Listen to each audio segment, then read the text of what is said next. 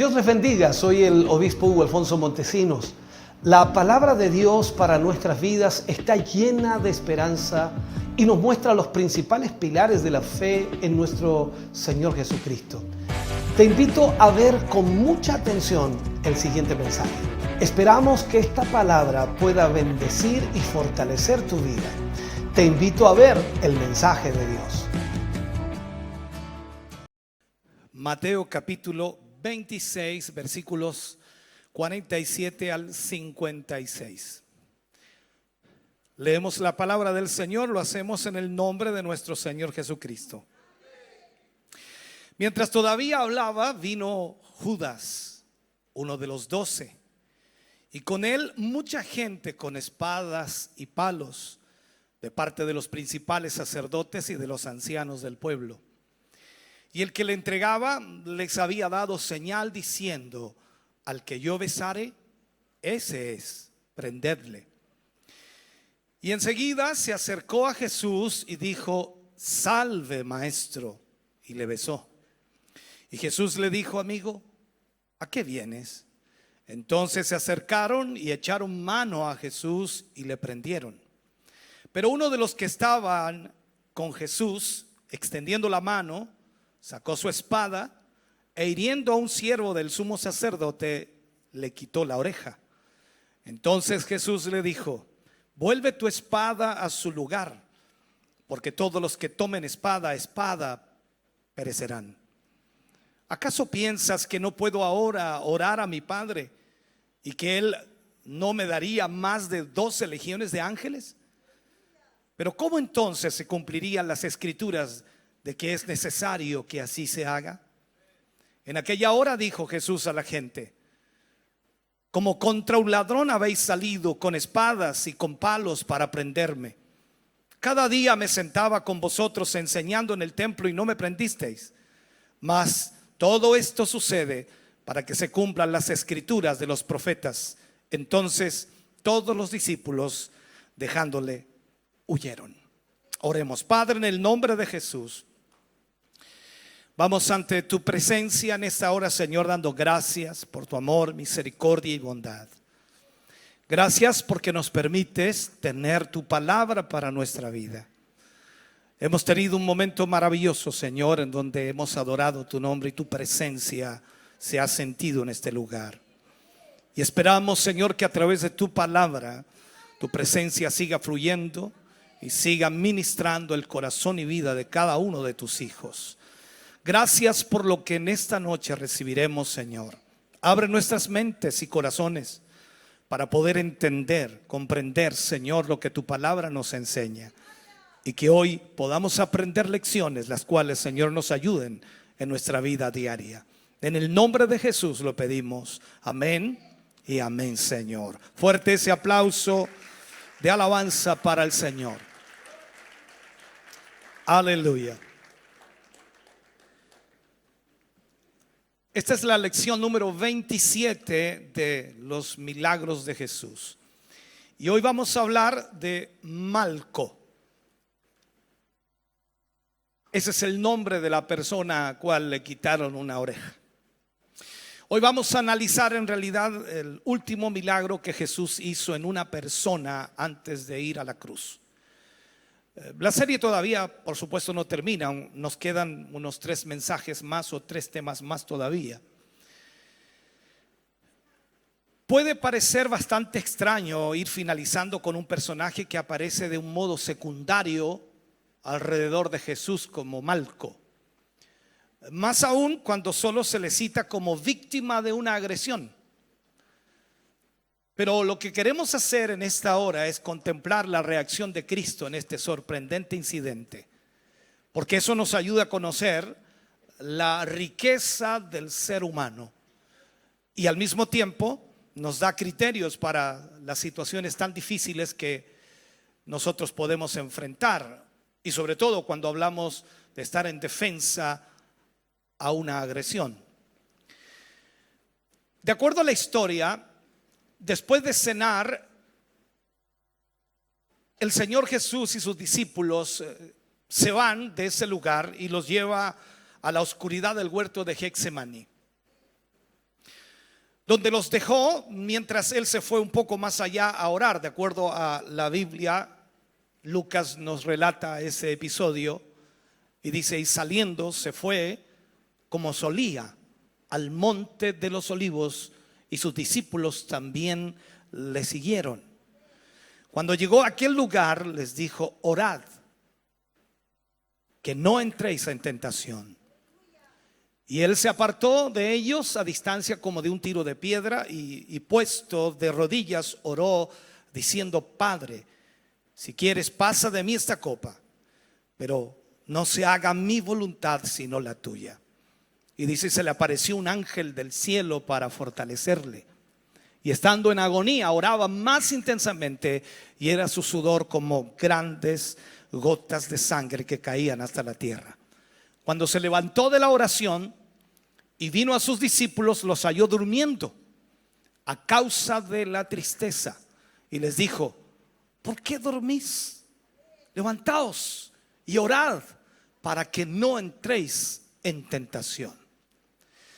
Para poder comprender un poco este hecho, hermano querido, es muy importante poder escudriñar la Escritura. El pasaje en sí es muy rico en datos importantísimos que nos ayudan a entender algunas cosas. Y es uno de los pocos que, por supuesto, es contado en los 4 evangelios. En la cita de Mateo no nos indica quién fue el que tenía la espada, pero Juan sí lo hace. Y todo eso fue tramado de alguna manera por Judas. Recordemos que él fue el que traicionó al Señor Jesucristo. Juan, en el capítulo 18, habla acerca de esto. Dice: habiendo dicho Jesús estas cosas, salió con sus discípulos al otro lado del torrente de Cedrón, donde había un huerto, en el cual entró con sus discípulos. Y también Judas, el que le entregaba, conocía aquel lugar, porque muchas veces Jesús se había reunido allí con sus discípulos. Judas, pues, tomando una compañía de soldados y alguaciles y a los principales sacerdotes y de los fariseos, fue allí con linternas y antorchas y con armas. Pero Jesús, sabiendo todas las cosas que le habían de sobrevenir, se adelantó y les dijo: ¿a quién buscáis? Le respondieron: a Jesús Nazareno. Jesús les dijo: yo soy. Y estaba también con ellos Judas, el que le entregaba. Cuando les dijo: yo soy, retrocedieron y cayeron a tierra. Volvió pues a preguntarles: ¿a quién buscáis? Y ellos dijeron: a Jesús Nazareno. Respondió Jesús: os he dicho que yo soy. Pues si me buscáis a mí, dejad ir a estos. Aquí Juan no nombra este huerto como el huerto de Getsemaní, pero Mateo y Marcos sí lo hacen. Muchas veces Jesús se había reunido allí con sus discípulos, y tal vez se había reunido también para dormir durante la noche bajo el refugio de los árboles de olivo, o quizás también en una cueva cercana, algún sector cercano. Por lo tanto, para los discípulos y para Jesús era un lugar muy familiar. Judas fue al huerto con una compañía de soldados para arrestar a Jesús. Y Judas fue el que guió a esos soldados, a esos alguaciles de la fuerza de seguridad del templo. Los líderes religiosos o los romanos debieron haber esperado o temido algún tipo de batalla o conflicto, porque fueron muchos hasta ese lugar. Esta compañía de soldados estaba bien armada, con espadas, con palos. Y Jesús señaló en realidad lo innecesario que era. Por eso dice él: como un ladrón habéis salido con espadas y con palos para prenderme. Cada día estaba sentado con ustedes enseñando en el templo y no me prendisteis. Esto muestra entonces que Judas malinterpretó la naturaleza de Jesús y que al mismo tiempo subestimó el poder de Jesús. Ahora, si Jesús hubiera sido de la naturaleza de pelear físicamente contra Judas y contra el diablo y contra los soldados que se dirigían a apresarlo, sin duda no hubiera sido suficiente todo lo que llevaban. Judas esperaba tomar a Jesús por sorpresa, pero esto era imposible. Toda la vida de Jesús estaba preparada para esta hora, para este momento. Él estaba listo para enfrentar esta situación. Jesús lo que hace en este contexto es preguntar: ¿a quién buscáis? Él toma la iniciativa.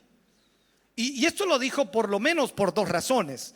Primero, quería que de alguna manera toda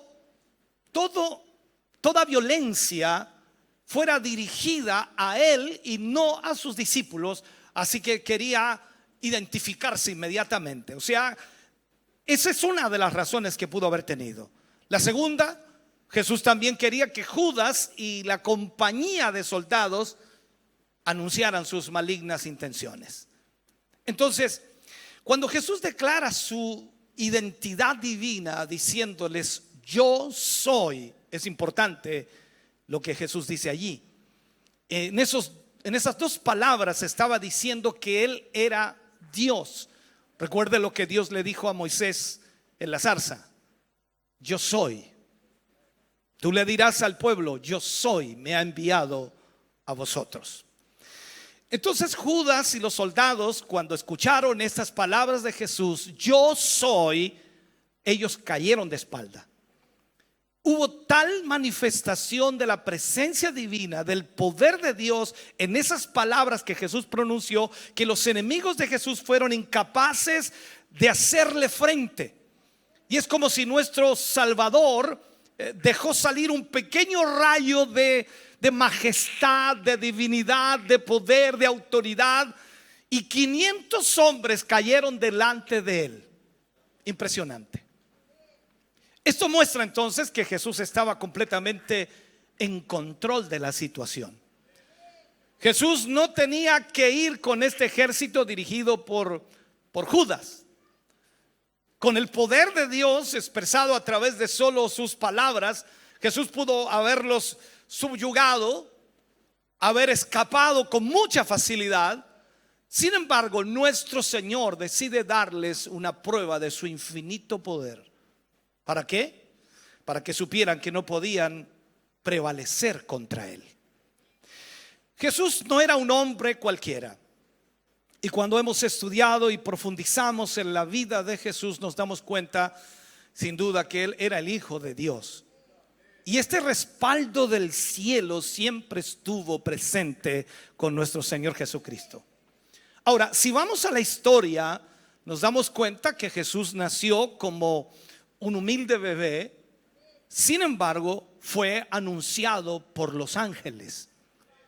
Jesús fue puesto sobre un pesebre, sin embargo fue señalado por una estrella. Jesús se sometió al bautismo, luego escuchó la voz divina de aprobación: este es mi Hijo amado, en quien tengo complacencia. Jesús durmió cuando estaba agotado, cansado, pero despertó para calmar una tempestad, una tormenta.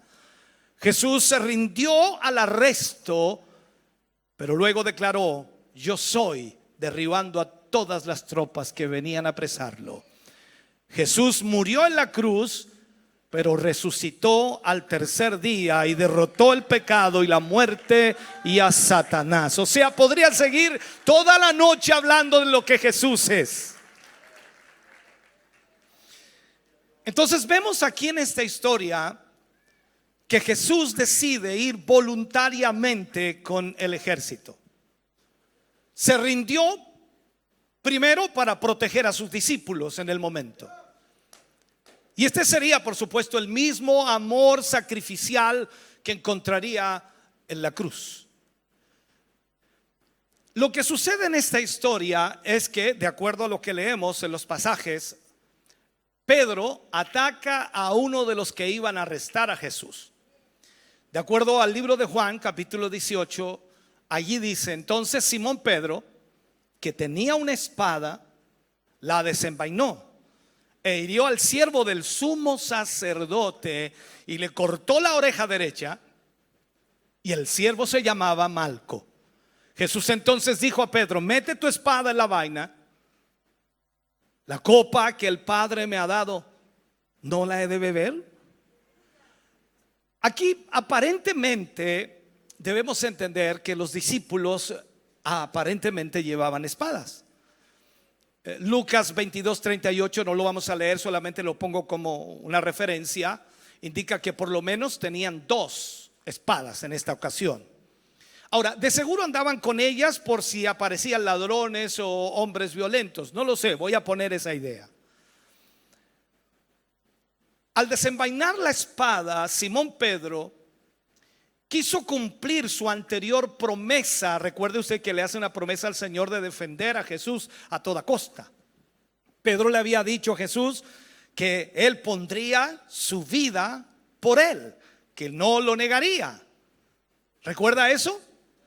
Entonces, ahora todos los escritores de los 4 evangelios nos dicen que Malco era un siervo del sumo sacerdote Caifás. Eso entonces explica por qué estaba enfrente de la guardia que vino a arrestar a Jesús. Malco era el representante personal del sumo sacerdote y estaba al frente de los guardas, probablemente guiándolos tras Judas. Esto explica de alguna forma entonces por qué Pedro lo atacó, ya que estaba enfrente de todos los demás. Ahora, a nadie le gusta, y lo digo así, a nadie le gusta que alguien lo ataque, y menos que lo deje herido. Pero si esto va a suceder, puedo decirlo así, es una bendición tener cerca a Jesús. Ser objeto de compasión y sentir la mano de Dios sobre nuestra vida, esa mano sanadora. Alguien ha dicho que el que más se merecía el golpe de la espada de Pedro era Judas y no Malco. Pedro podría haber sido acusado y condenado a sufrir la pena capital si ese golpe que él pegó con esa intención carnal y descontrolada le hubiera provocado la muerte a esa víctima. Pero no fue acusado legalmente de herir a otro ciudadano porque no había evidencia o prueba de delito. Recuerde usted que el Señor Jesús sanó la oreja de Malco. Si bien muchos testigos podían entonces decir que recibió un tajo, un corte en su oreja, la observación minuciosa hubiera demostrado que no había ninguna huella de aquello. Ahora, los discípulos estaban con Jesús, pero los mismos discípulos no habían comprendido ni entendido con su corazón nada de lo que venía pasando. No lograban captar o no lograban entender lo que estaba sucediendo. Observemos algo aquí, hay una expresión, dice, le cortó la oreja. Es decir, la oreja quedó desprendida del cuerpo. Para mí es eso, cortar la oreja, ¿no? El Señor Jesús entonces aprovecha esta oportunidad para sanar a Malco. Y es interesante que Mateo y Marcos no relaten la curación, sino solo el incidente de la herida, pero sí lo hace el libro de Lucas. Y Lucas en el capítulo 22 versículo 51 dice: entonces respondiendo Jesús dijo: basta ya, dejad, dice. Y tocando su oreja le sanó. Cuando Jesús dice basta ya, significa entonces que no quiere una batalla campal allí. No quiere una resistencia con muertos y heridos de los dos bandos. O sea, el Señor Jesús en su misericordia le toca la oreja a Malco y lo sana, siendo este el último milagro de sanidad que Jesucristo va a hacer en la tierra sobre una persona. Aquí una vez más vemos cómo el poder sobrenatural de Jesús hace un milagro extraordinario. Toma una oreja que estaba desprendida totalmente y la vuelve a colocar en su lugar para dejarla completamente sana, como si nada hubiera ocurrido antes. Creo que cuando Jesús de Nazaret pone su mano sobre Malco, la sanidad es tan completa que si él estaba sangrando, deja de sangrar. Y si miramos con cuidado, la oreja en realidad no tendría ninguna cicatriz, ninguna señal de lesión no fue una sanidad psicológica, sino una sanidad física. Usted puede decirme, bueno, yo tenía un dolor, ahora no lo tengo.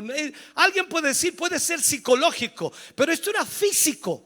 La oreja estaba desprendida totalmente y el Señor la toma y la vuelve a colocar y no queda ni un vestigio de lo que había sucedido. Ahora, la pregunta que nos hacemos es, ¿qué pasó con Malco después de esto? Sin duda que nunca olvidó esa mano cariñosa que tocó su cabeza, su oreja y le sanó. ¿Qué misterio habrá aquí? ¿Qué podemos hallar? ¿Qué podemos encontrar en esto? La escritura, hermano querido, es tan magnífica, tan hermosa, tan perfecta y muchas cosas hay aquí que enriquecen nuestra vida. Bien dijo Jesús que si nosotros escudriñamos las escrituras, lo conoceremos a Él, para saber cómo Él actúa, cómo Él hace las cosas. Porque de alguna manera nosotros debemos aprender cómo obedecer sus mandamientos y cómo entonces vamos a lograr tener una abundancia en nuestra vida, en el sentido de una vida abundante en Él. Jesús nunca hizo nada porque sí.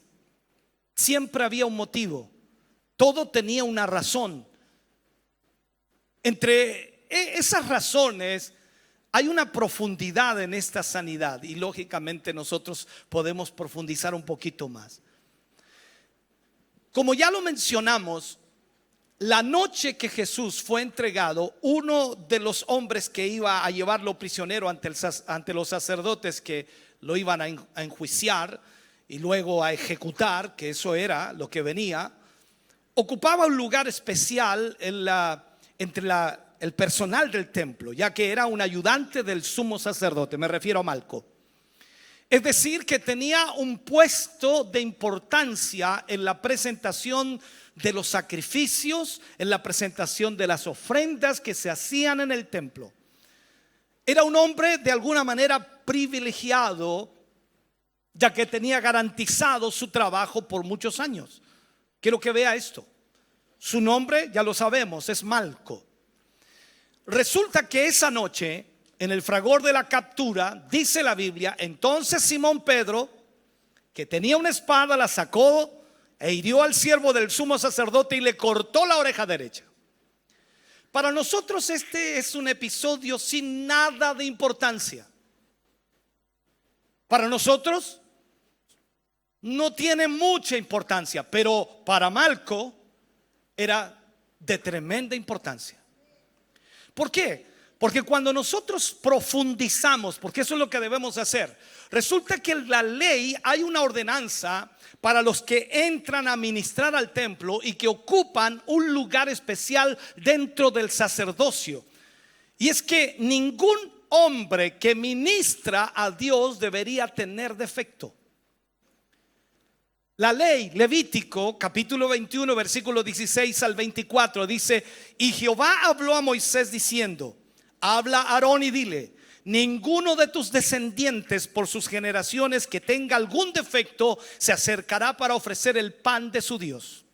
Porque ningún varón en el cual haya defecto se acercará, varón ciego o cojo o mutilado o sobrado, o varón que tenga quebradura de pie o rotura de mano, o jorobado o enano, o que tenga nube en el ojo, o que tenga sarna o empeine o testículo magullado. Ningún varón de la descendencia del sacerdote Aarón en el cual haya defecto se acercará para ofrecer las ofrendas encendidas para Jehová. ¿Hay defecto en él? No se acercará a ofrecer el pan de su Dios.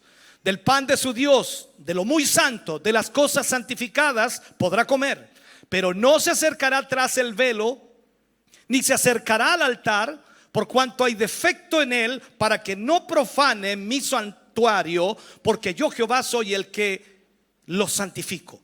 Y Moisés habló esto a Aarón y a sus hijos y a todos los hijos de Israel. Esto es importante, hermano.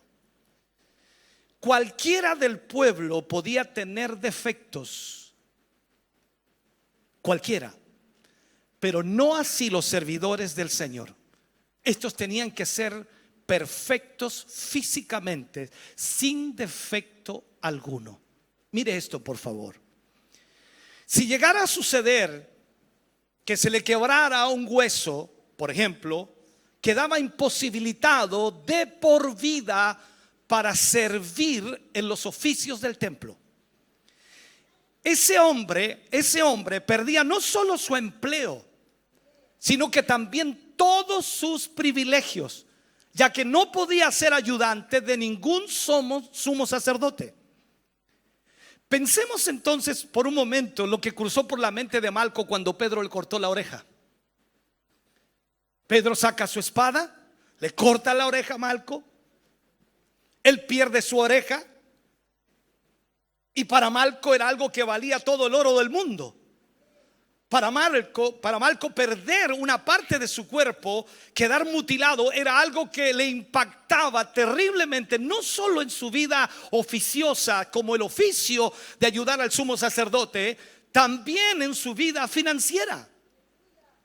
Su familia iba a sufrir las consecuencias de su defecto.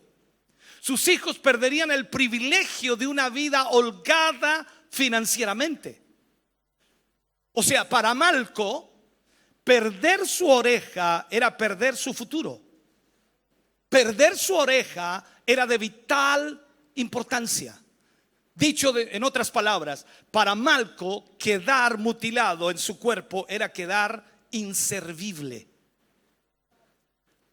La pregunta es, ¿de qué iba a vivir de esa noche en adelante?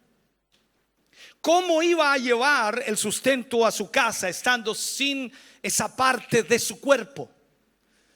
¿Cómo le iba a explicar a su esposa que había quedado sin el trabajo que tanto bien le había brindado, no solo socialmente, sino también económicamente? Para nosotros era una simple oreja, pero no para Malco. Y aquí vemos lo extraordinario. Jesús lo sabía.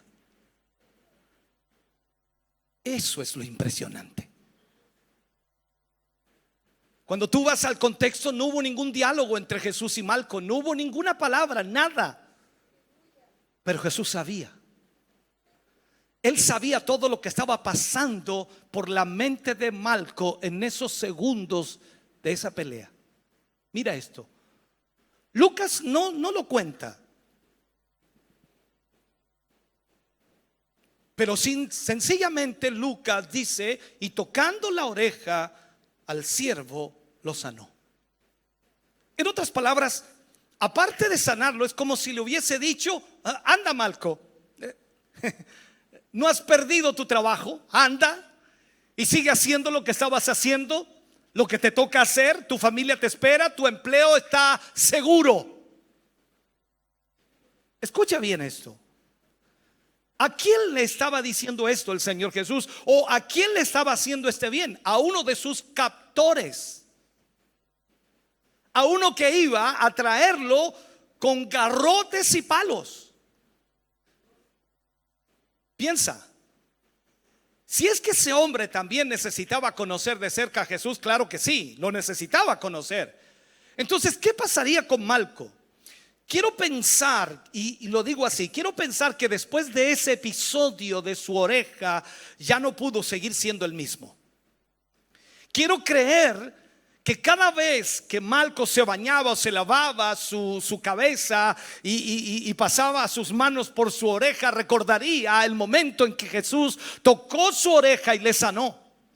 Quiero creer que fue agradecido con Jesús y quizás lo acompañó incluso en su suplicio, caminando detrás de su recorrido con la cruz a cuestas.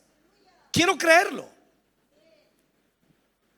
Entonces, cuando vemos y profundizamos la respuesta de Jesús con respecto a este hecho, porque aquí es donde es impresionante, para mí es impresionante, porque nosotros somos personas pensantes y pensamos cosas, pero Jesús va mucho más allá de pensar. Jesús analiza absolutamente todo. De acuerdo a Mateo capítulo 26, versículos 52 y 53, dice: entonces Jesús le dijo: vuelve tu espada a su lugar, porque todos los que tomen espada perecerán. ¿Acaso piensas que no puedo ahora orar a mi Padre y que Él no me daría más de 12 legiones de ángeles? Mira lo que dice Jesús aquí.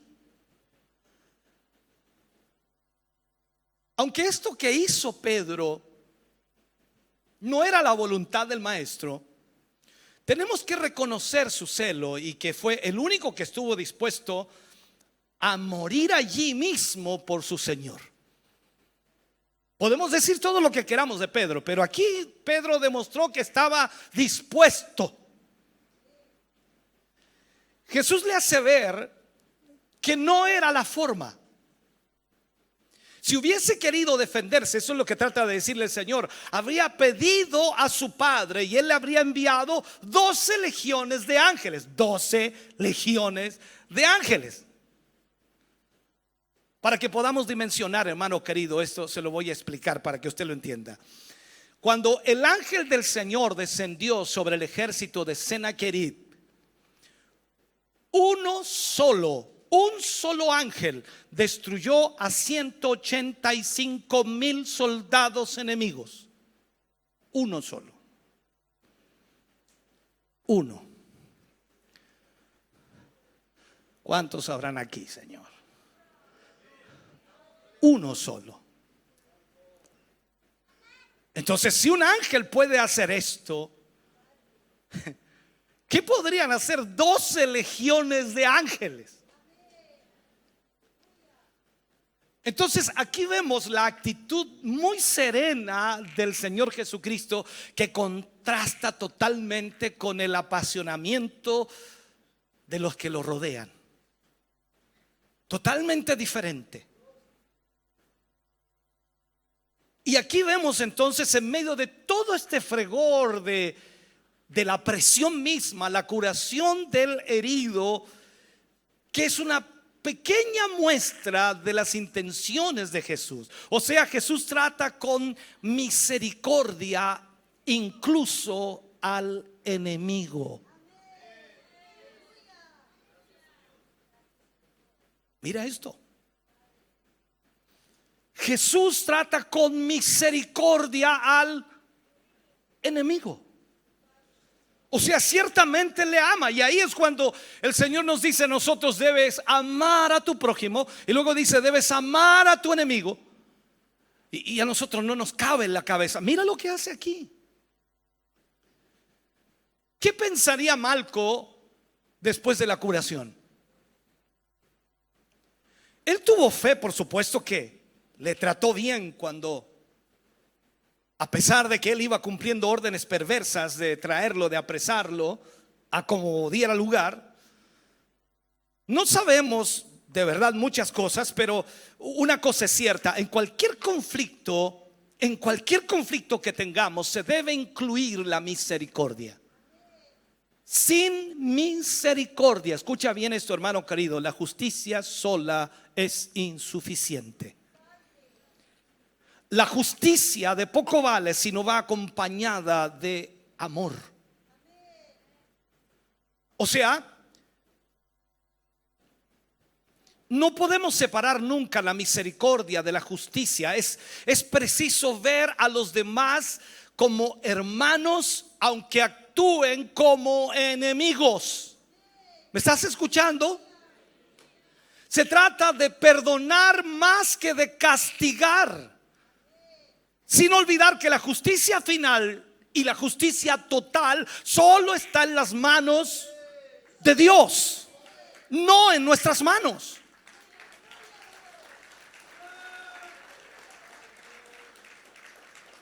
Ahora imagínate en esa trifulca, ¿no? Tú eres parte del séquito de discípulos del Señor y eres uno de ellos, y posiblemente eras Pedro y tenías la espada, ¿no? Yo creo que Pedro le tiró a la cabeza a Malco y le agarró la oreja. ¿Qué hubieras hecho tú para defender a tu maestro? Quizás muchas cosas. Pero ahí vemos entonces cómo Dios actúa. La oreja curada de Malco es una lección de nuestro Señor Jesucristo sobre el modo, y lo digo así, sobre el modo de relacionarse entre los seres humanos en las situaciones difíciles. O sea, la misericordia debe estar por encima de la venganza. No importa lo que te hagan, no importa lo que ocurra, no importa lo que hablen, no importa lo que digan, no importa lo que esté sucediendo, no importa lo que pase, misericordia por encima de la venganza.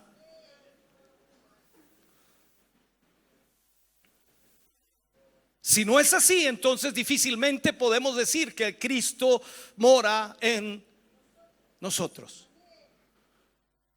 Déjame terminar y cerrar.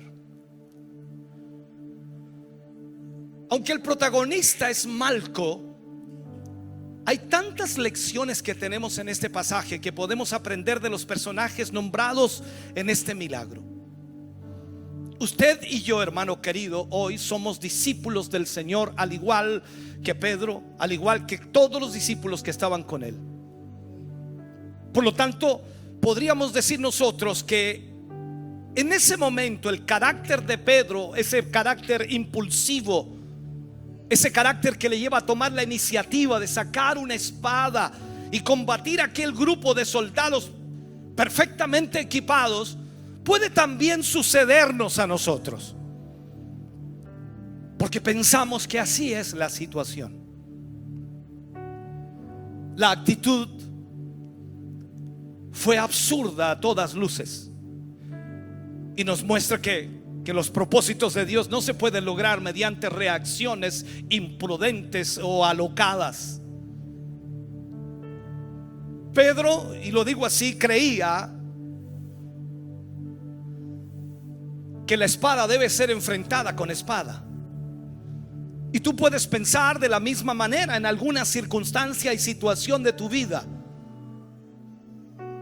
Con esta acción pudo haber iniciado una batalla que podría haber concluido con la muerte de todos los que estaban ahí, de todos los discípulos. Justo lo que el Señor quería evitar. Recuerda lo que Él dijo: ¿a quién buscáis? A Jesús Nazareno, yo soy. Y después dijo: dejad a estos. Él quería proteger a sus discípulos. Recuerda el plan que tenía el Señor con sus discípulos: que ellos fueran los que llevaran el evangelio a posteridad. Por lo tanto, no podían enfrentarse ni enfrascarse en una batalla allí, porque no habían sido llamados para eso. Si Cristo había derribado a toda la compañía con una sola palabra, una sola frase, ¿qué necesidad había de usar las armas? ¿Qué necesidad habría de usar una espada? ¿Por qué no dejar que el Señor hiciera lo que estaba haciendo en lugar de tomar una iniciativa absurda e intentar abrirse paso a golpes?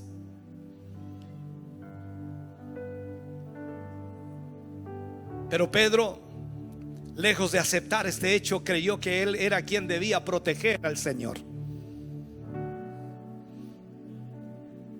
Pero Cristo no necesitaba nuestra protección, ni necesita nuestra protección, sino que esto es a la inversa. Nosotros necesitamos la protección del Señor. Cortar la oreja de Malco fue una acción carnal que no podía comprometer la causa de Jesús, porque Pedro aún no estaba comprendiendo en totalidad la misión de Cristo. Él no iba a triunfar dando muerte a otros, sino entregándose a sí mismo para traer vida al mundo. En realidad, hermano querido, lo más grave del gesto de Pedro estaba en que él quería impedir la misión con que Cristo había venido a este mundo, que no era otra cosa que dar su vida en rescate por muchos, que era morir en la cruz del Calvario. Recuerda en los episodios anteriores, y recuerda que Pedro le dice: tú eres el Cristo, el Hijo del Dios viviente. Pero luego quería aconsejarlo para que no fuera a Jerusalén, porque lo matarían. Pedro estaba poniendo su mirada en las cosas terrenales. no en las del reino de los cielos. Pedro estaba obstinadamente actuando en seguir viendo la muerte de Cristo como un fracaso, y una vez más intentaba impedirlo. Este último milagro de Jesús antes de su muerte debería haber servido para detener a aquellos que pretendían arrestarle, ¿no?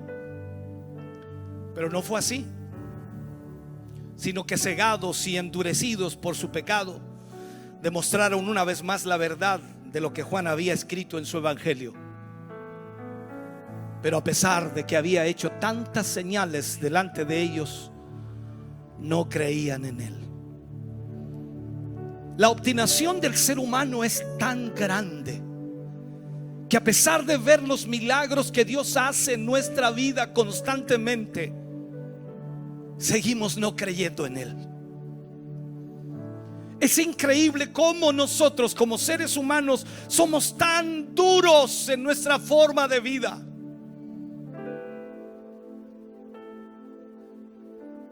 Jesús a cada momento trata con nosotros y nos ministra y nos lleva a que podamos entender lo maravilloso, grande, glorioso, lo extraordinario, lo amoroso que es Él. Pero somos obstinados y pensamos que lo estamos haciendo bien. Pedro también lo pensó. Pedro dijo: no, yo defiendo a mi maestro con la espada. Jesús le dijo: no, Pedro, porque el que lucha espada, espada morirá. Jesús está aquí en esta noche para ayudarnos a nosotros a entender que sin misericordia nunca habrá justicia. Tú puedes estar sufriendo lo que sea, padeciendo lo que sea, teniendo los conflictos más grandes que alguien puede tener, pero nunca olvides la misericordia, porque esa misma misericordia ha sido para con tu vida una y otra vez de parte del Señor. Y si estamos aquí es solo por su amor y por su misericordia. Solo su bondad nos mantiene hoy aquí. Aleluya. Póngase de pie, por favor, en esta noche. Póngase de pie. Este último milagro del Señor en la vida de un ser humano, la vida de un hombre antes de ir a la cruz, nos muestra la gran misericordia y bondad de Dios que va más allá de nuestros pensamientos. El por qué sanó a Malco, no tan solo para evitar una pelea, una guerra, sino también para evitarle a ese hombre una situación difícil. ¿Por qué Dios obra en tu vida? ¿Por qué obrará en tu corazón? Sin duda Él sabe por qué debe hacerlo. Nada es al azar. Todo tiene un plan y un propósito de parte de Dios. Por lo tanto, tienes que permitirle al Señor obrar como Él quiere y dejar que Él actúe y dejar que Él haga conforme a su voluntad y propósito. Muchas veces queremos actuar de una u otra manera porque creemos que es la forma justa, la manera justa de hacerlo. Pero la verdad es que el Señor sabe mucho mejor lo que debemos hacer. Y una de las cosas que más debemos hacer es sujetarnos a su voluntad. Jesús en el huerto ora al Padre y le dice: Padre, si es posible, pasa de mí esta copa, pero que no se haga mi voluntad sino la tuya. Yo no sé cuántos aquí en esta noche están dispuestos a decirle: Señor, ya no quiero hacer mi voluntad, quiero hacer la tuya. Hemos tratado de hacer nuestra propia voluntad por mucho tiempo y solo nos hemos encontrado con murallas, con conflictos, problemas. Y creo que es tiempo de decirle: Señor, que no se haga mi voluntad sino la tuya. ¿Por qué no permitirle al Señor, que sabe y conoce nuestro futuro y sabe lo que estamos viviendo y puede ayudarnos, que Él pueda obrar en nuestra vida una vez más? Estamos contentos de que hayas visto y escuchado este mensaje. Creo con todo mi corazón que Dios le ha bendecido. Quiero invitarles a suscribirse a mis redes sociales, donde tenemos contenido que le ayudará a alimentar su vida espiritual.